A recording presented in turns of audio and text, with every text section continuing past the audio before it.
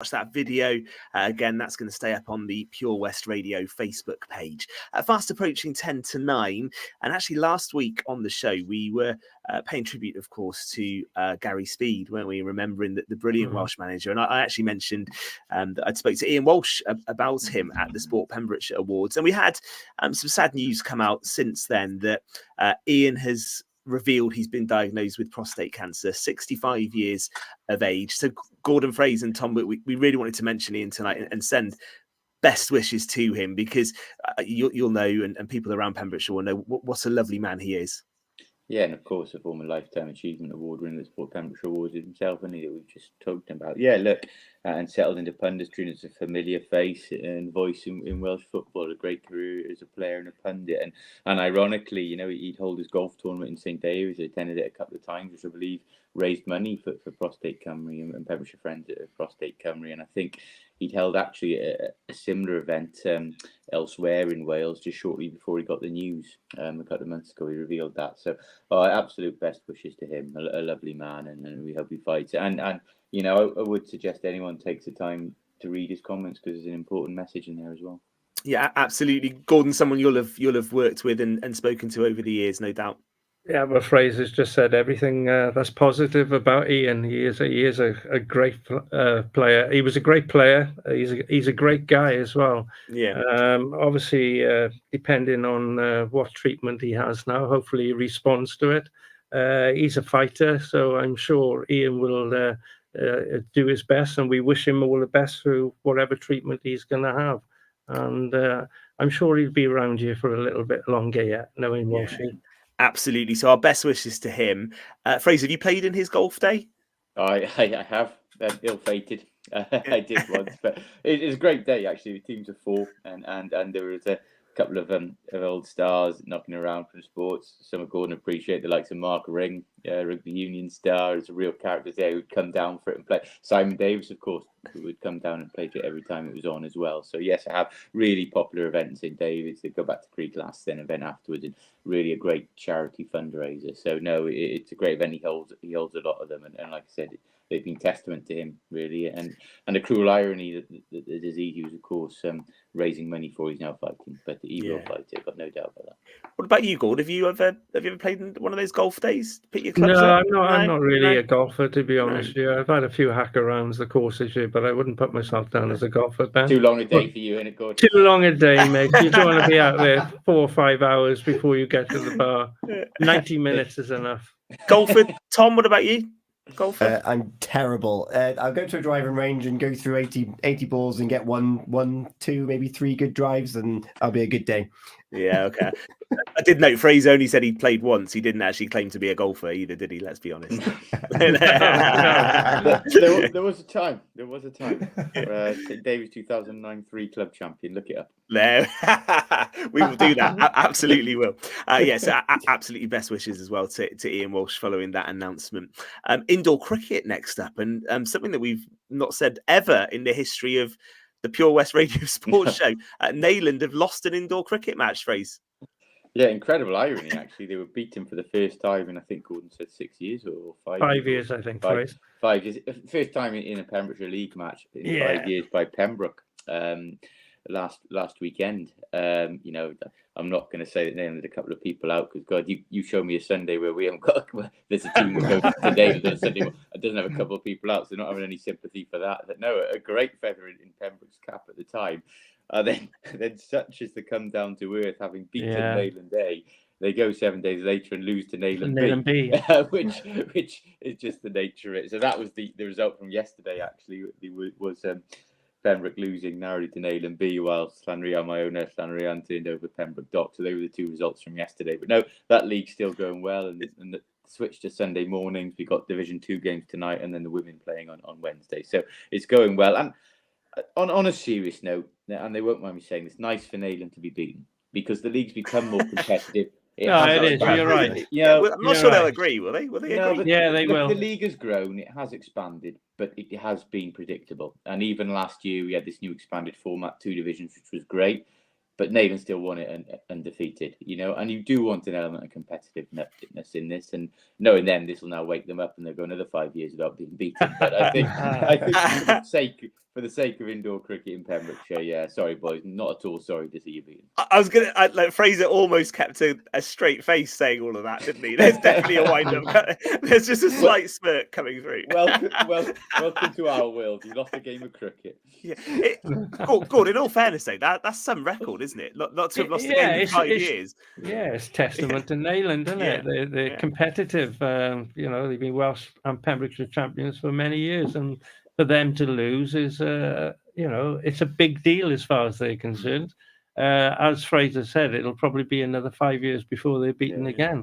They've got a lot of strength and depth in their sides, and obviously indoor cricket, it's their game. They know how to win that. So well done to Pembroke for toppling them. Hopefully somebody else will do it this season. That would be good. I would like to see him beaten twice in a season. I was joking earlier, Gord, to someone, one of our players who I will name actually. Yeah, go on.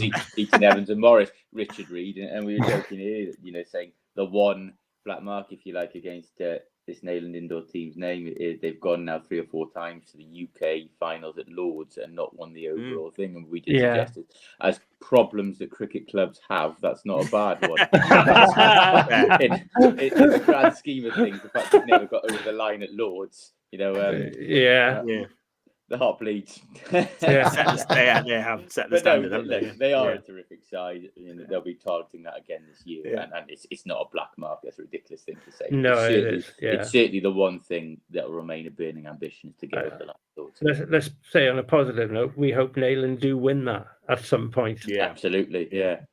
That's our get out clause, that right? Talking of being targeted, Fraser, I think you're going to be next time you play Neyland. I think. I'd love Tan Rian to go to Lords, but I'm not sure we know what doors to use, let alone which kids to roll out on. So. Oh dear. Let's finish with a look back on quite an exciting weekend of football, but also should say that tomorrow. The Wales women are back in action, aren't they? I think is it in Swansea? I think, isn't it, tomorrow night? And right. Gemma Granger's under a little bit of pressure, isn't she? Because they were beaten by Iceland on Friday. Just some talk whether that she could be coming to the end of her reign. I don't know what we think about that. They've had a poor Nations League campaign. There's no doubt about that. That they play Germany on Tuesday. Not expect to get anything out of that. They do now face a playoff, I believe, which is relegation from the Nations League. Now, look, the fact they're in the Nations League, that was the whole point, was to play these top-class sides. It should benefit them. But they would have liked to have put up more of a fight in terms of results. There's no doubt about that. To say she's under pressure, it's a difficult one. They've been playing at a level which they've not been at before. So it's a hard one to judge. I think how they respond to this will be crucial.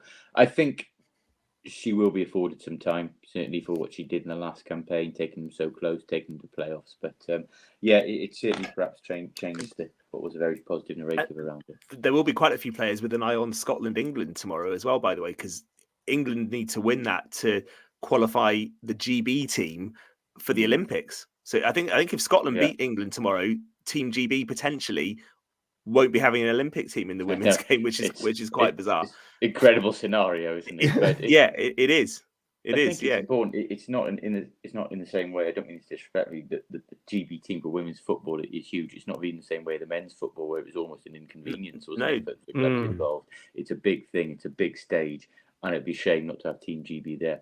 From an idealistic point of view from us, we'd like to see a couple of Welsh players there. Obviously. Exactly. But no, it's a huge platform and you want them there. Yeah. What a day yesterday in the Premier League. Most days, Liverpool 4, Fulham 3 would have been the game of the day. Gord, then came Man City 3, Tottenham 3, eh? Yeah. Great point for Spurs. Fair play. We might as well talk in a positive manner about Spurs, because in a few weeks we'll be crying about some result they've had. But no, fair play to get a point against Manchester City. And there's this Son, he scored the first 2 goals, one in his net and one in their net. So fair play. He shared the goals around as well. Yeah, that was some game though. And Ben Davis actually, I think, had assisted the assist for the Kulusevski crucial one at the end, didn't he? It was a mad finish. Fraser. I don't know if you followed that one. Well, ironically, I came back from Eaton-Evans and I was starting on the 3 till 11 shift, which meant I wasn't put on the Liverpool Fulham game, which I was mightily relieved about, to be honest, because I know my colleague had a headline ready about Liverpool losing and help. So I thought, thank goodness I've got City Spurs. That'll be a lot more straightforward. And that backfired too. Incredible day, really incredible day. Even you look at something like Chelsea Brighton, the drama there. So plenty of excitement going on. Gord, we were speaking off air as well, and you did say Man United got battered 1-0 by Newcastle. Yeah, they did get battered. Yeah. There's no question about that. I will confess, Newcastle were far superior to Manchester United on the day. Harry Maguire got his usual. It wasn't an own goal. It deflected off him, and it would have been a goal, but he's in an offside position. He can't get it right at the back, and he can't get it right at the other end. So poor old Harry. Yeah, absolutely. Okay, interesting. We should also mention that if Wales get through the qualifiers, of course, that Euro draw being done, Holland, Austria, and France. I don't see any problems there. Not a problem, Fraser. No. Not a problem. Slovenia, Serbia, and Denmark for England, just to balance things up. I did see. Yeah. Oh, and we should finish as well. No game for Haverfordwest this weekend. That was off. Cardiff Met on Saturday. The Cleddau Casuals Fantasy Football League, top of the table. Ben Stone. Fair play to you, Dan. 18 points clear of Reece Jones, who's in second spot. As every week goes by, chaps, the pressure on this grows. I'm in the top 1,500 in the world now, which is the best I've ever been. And I found out the work league, which I'm top of. There's a cash prize at the end, and no one told me about that at the start of the season. So now that was a good thing. But now you're under pressure. This is now all getting too serious. So if I'm still there, come the summer, I'll be. What's the winner get? A tenner? It's £150. I know. I didn't know about that, so there is a bit of pressure. Anyway, we will do this all again next Monday, and we've got a Christmas special coming up as well on the 18th of December that we're looking forward to, where we'll be reviewing the year. Fraser, Gord, Tom, thank you very much. Enjoyed your company. We'll see you next week. It's the Red Thread next on Pure West. Good night. Improving the quality of life for children